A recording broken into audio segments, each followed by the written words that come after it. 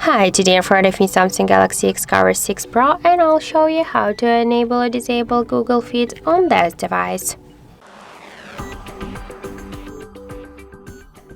So now we can see that the Google Discover is activated, and just to turn it off we should hold our device home screen and swipe to the right side of the bottom. Here you will see Google Discover, a Samsung Free section. Just to turn off this option we should click here once on the switcher. Now let's tap to the home button and we can see that the Google Discover successfully turned off. If you want to turn it on by the same way, go here to the settings, tap on the switcher to turn it on, and that's it.